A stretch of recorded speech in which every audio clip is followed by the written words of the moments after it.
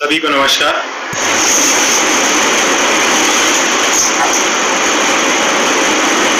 तो सबसे पहले हमको आरसीएमएस की जो वेबसाइट जो आप लोग अभी करंटली यूज कर रहे हैं उसी पर जाना है, और जैसे हम लोग लॉगिन करते हैं आपका नॉर्मल तहसील लॉगिन उसी स्क्रीन पर आना है। लेकिन लॉगिन की जगह आप लोग अभी करंटली क्या करते हैं कि यूजर नेम पासवर्ड आपने दिया और उसके साथ आप कैप्चा डाल के लॉगिन करते हैं। उसमें आप साथ में देखिए एक रेड कलर का जो बटन है LDAP लॉगिन।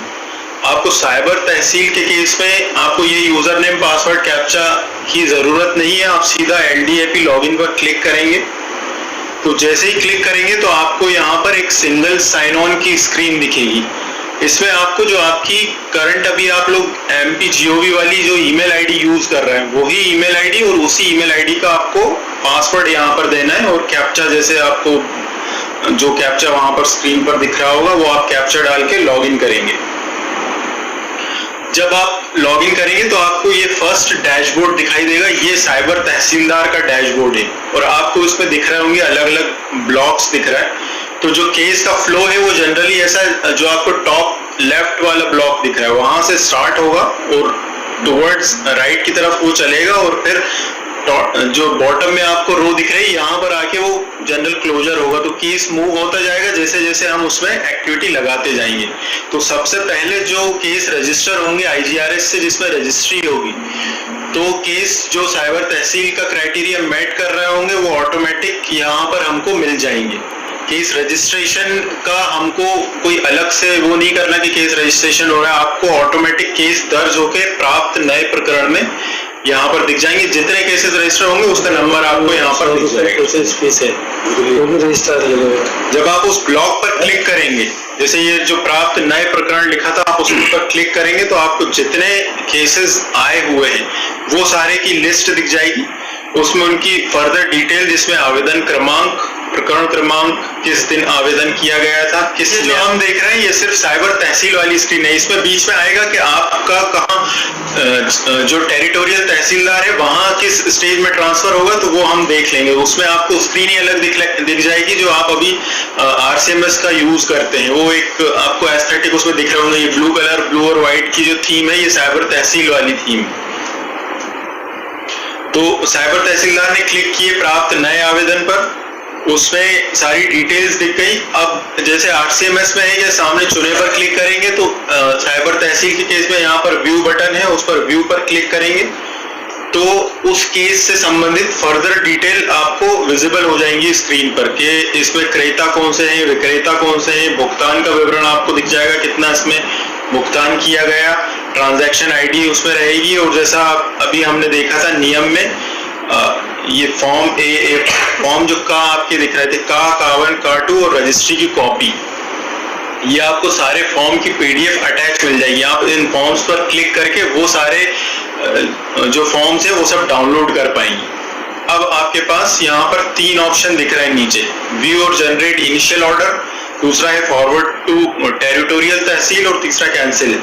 तो अगर इस स्टेज पर आप ये डॉक्यूमेंट देखते हैं, form A, A1, A2 registry देखकर अगर आपको लगता है कि ये संबंधित तहसील साइबर तहसील में चलने लायक मामला नहीं है, तो इसी स्टेज पर वो टेरिटोरियल या क्षेत्रीय तहसीलदार को ट्रांसफर करने का एक ऑप्शन है जहां से आप उसको ट्रांसफर कर सकते हैं। मतलब ये है कि साइबर तहसीलदार को सामने ये स्क्रीन आई, साइबर तहसीलदार ने रजिस्ट्री पर क्लिक किया, उसने रजिस्ट्री देखी। सबसे पहले जब उसने रजिस्ट्री देखी तो उसने देखा कि पूरा नंबर तो विक्रय हो ही नहीं रहा, उसका अंशभाग विक्रय हो रहा, किसके अधिकार था उसको है नहीं, तो अब वो केस को आगे नहीं चलाएगा। और सेकंड वाला जो बटन है नीचे ट्रांसफर टू टेरिटोरियल तहसीलदार, वहां क्लिक करेगा और ये पूरा मामला आपके पास पहुंच जाएगा। तो वो केस अगर नहीं होता तो फिर हम साइबर तहसील के केस में आगे बढ़ेंगे और हम व्यू और जनरेट इनिशियल ऑर्डर, जो हमारी इनिशियल ऑर्डर शीट जनरेट होती है हम उसके लिए प्रोसीड करेंगे व्यू और जनरेट इनिशियल ऑर्डर पर क्लिक करके। जैसे हम इनिशियल ऑर्डर पे क्लिक करेंगे तो आपको वही डिटेल जो अभी दिख रही थी वो आपको एडिटेबल फॉर्मेट में मिल जाएगी, जिसमें भूमि का विवरण, क्रेता विक्रेता का विवरण, और अब इसमें क्या एक्टिविटी बाय डिफॉल्ट जो सिस्टम लगा देगा कि प्रकरण दर्ज हो, हल्का पटवारी से प्रतिवेदन आए और इश्तेहार जारी हो। इसमें अगर आपको कोई संशोधन करना है, आपको लगता है कि इसमें कुछ लिपि की त्रुटि है या कोई अन्यथा कोई त्रुटि है, तो आप उसको इस स्टेज पर उसमें करेक्शन कर सकते हैं। करेक्शन करने के बाद आप इसमें जनरेट इनिशियल ऑर्डर का बटन जो आपको दिख रहा है बॉटम में, उस पर क्लिक करेंगे तो आपका इनिशियल ऑर्डर जनरेट करने के लिए रेडी हो जाएगा, जिसका आप फर्दर प्रिंट निकाल पाएंगे। और उसको प्रिंट की जरूरत भी नहीं, क्योंकि आप जितनी चीजें साइबर तहसील के लॉगिन में कर रहे हैं वो ऑटोमेटिक अपडेट होकर एज एन अटैचमेंट आपको हमेशा अवेलेबल रहेंगी साइबर तहसीलदार के लॉगिन पर। तो आप कोई चीज अगर मिस भी कर देते हैं जो प्रिंट आपको उसको निकालना था, तो आप बाद में फिर से लॉगिन कीजिए, उस केस संबंधित केस पर क्लिक करेंगे और उससे संबंधित जितनी एक्टिविटीज उसमें हुई हैं, जितने फॉर्म उसमें जनरेट हुए, वो आपको पीडीएफ के फॉर्मेट में हमेशा अवेलेबल रहेंगे केस के डिस्पोजल होने तक। तो हमने यहाँ पर इनिशियल ऑर्डर जनरेट कर दिया, या आपको पूरा इनिशियल ऑर्डर जनरेट किया हुआ मिल जाएगा। आप इस स्टेज पर यहाँ पर उसका प्रिंट भी निकाल पाएंगे। अब इनिशियल ऑर्डर जनरेट होने के बाद जैसे हमने देखा था कि पहले केस जो आया था वो प्राप्त नए प्रकरण में था, अब इनिशियल ऑर्डर जनरेट हो गया तो वो केस मूव हो जाएगा टुवर्ड्स राइट कुल प्रक्रियाधीन प्रकरण में। और हम कुल प्रक्रियाधीन प्रकरण पर क्लिक करेंगे तो वो सारे केसेस यहाँ पर दिख जाएंगे। उसमें सेम हम आगे जो केस के सामने व्यू का बटन है उस पर क्लिक करेंगे तो अब देखिए वही स्क्रीन विजिबल है हमारे सामने जो पहले थी, लेकिन अब क्योंकि इसमें प्रारंभिक आदेश हो चुका है, इनिशियल ऑर्डर शीट हमने जनरेट कर दी, तो वो एक एक्स्ट्रा बटन इसमें आपको दिखने लगा।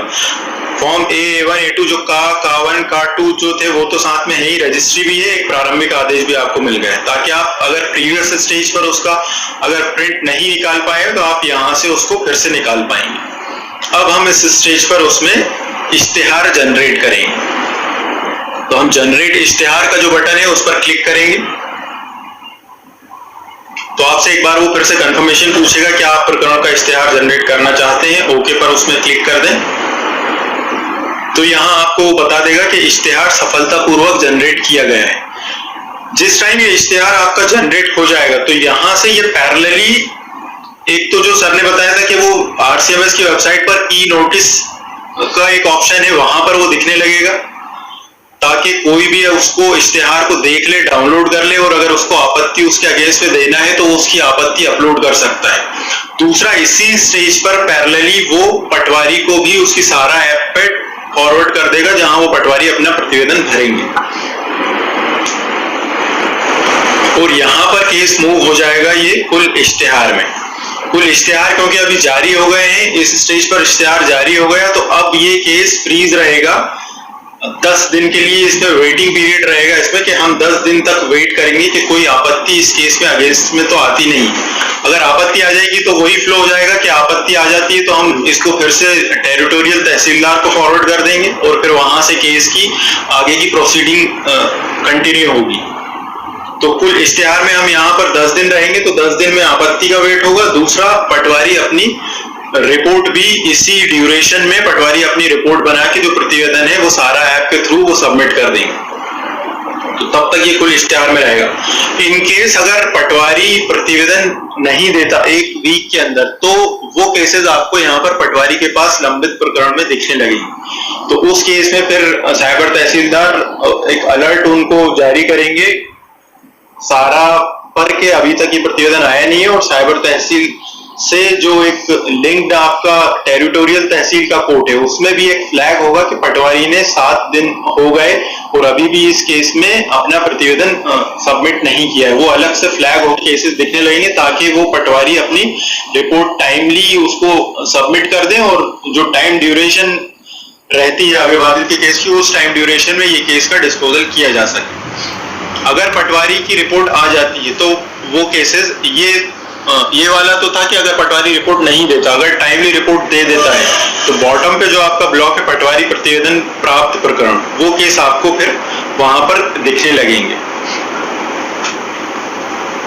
ये जारी इश्तेहार का फॉर्मेट है, जो इश्तेहार जारी होगा पब्लिक पेज पर। और आरसीएमएस पे जैसे मैंने अभी बताया था, आरसीएमएस की जब आप वेबसाइट ओपन करेंगे तो आरसीएमएस के होम पेज पर ही ई नोटिस का एक ऑप्शन है। सार्वजनिक वाद सूची के साइड में एक ऑप्शन है ई नोटिस। आप ई नोटिस पे क्लिक करेंगे तो आपको जिला सेलेक्ट करना है, किस जिले का आपको इश्तिहार देखना है, तहसील सेलेक्ट करना है। आप चाहें तो ग्राम सेलेक्ट कर सकते हैं, ये ग्राम ऑप्शनल है। अगर आप ग्राम सेलेक्ट नहीं करेंगे और सर्च पे क्लिक कर देंगे तो आपको उस तहसील के सारे केसेस के इश्तिहार यहाँ पर दिख जाएंगे। और उसी इश्तिहार के बॉटम में जब आप स्क्रॉल करेंगे तो आपके पास व्यू और डाउनलोड का ऑप्शन है कि आप उस इश्तिहार को डाउनलोड कर लीजिए, देख लीजिए। और राइट साइड पे एक ऑप्शन है कि आप उसमें दावा आपत्ति भी अपलोड कर सकते हैं एज अ पब्लिक यूजर भी। तो कोई भी उस इश्तिहार को देखकर अगर उसको लगता है कि ये कंसर्न मामला है तो उसके अगेंस्ट में वो आपत्ति अपलोड कर सकता है पब्लिक एंड से। तो ये तो था कि जैसे हमने इश्तिहार जारी किया वो एक ई नोटिस पे दिख गया, दूसरा वो पटवारी की सारा ऐप पे फॉरवर्ड हो जाएगा। तो ये अभी जो आपको स्क्रीन दिख रही है वो पटवारी की सारा ऐप की स्क्रीन है जो वो अपने मोबाइल पर यूज करके एक्सेस करेगा। तो पटवारी को क्या करना है, अपनी सारा की आईडी लॉगिन करना है और सारा की आईडी में आपको बॉटम पे दिख रहा है जी। तो पटवारी अपना प्रतिवेदन फिल कर देंगे तो वो सारे केसेस जिसमें पटवारी का प्रतिवेदन आ जाएगा वो यहाँ पर आपको पटवारी द्वारा प्राप्त प्रकरण में दिखने लगेंगे।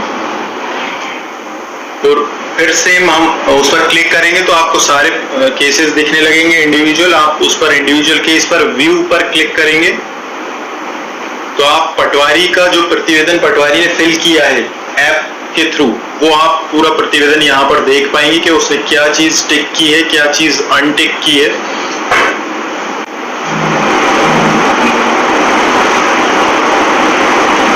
उसके बाद आप यहाँ पर वो जो केस दिखेगा, अगर उस केस में आपत्ति आ जाती है, मतलब पटवारी ने एक प्रतिवेदन फिल कर दिया, एक दूसरा केस ये होगा क्योंकि वो इश्तिहार के लिए गया था तो आपत्ति अगर वहां पर आएगी तो उसी केस की डिटेल में यहाँ पर आपको आपत्ति भी दिख जाएगी।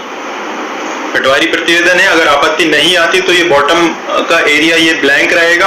आपत्ति आ जाती है तो जिसने आपत्ति की है वो पूरा आपत्ति की आपको यहाँ पर डिटेल मिल पाएगी कि किस टाइप की आपत्ति क्या है, वो आप उसको देख सकते हैं, डाउनलोड कर सकते हैं। तो क्योंकि आपत्ति अगर जिस केस में भी आ जाएगी तो आपको उसको टेरिटोरियल को ट्रांसफर करना होगा। तो यहाँ पर आपको उसके लिए बटन दिया गया है कि फॉरवर्ड टू टेरिटोरियल तहसील, तो आप उसको ट्रांसफर कर देंगे। जिस केस में आपत्ति नहीं होगी यहाँ पर ये एरिया ब्लैंक रहेगा तो आप यहाँ से पटवारी प्रतिवेदन देख पाएंगे और उस प्रतिवेदन के अगेंस्ट फिर आप आगे प्रोसीड करेंगे।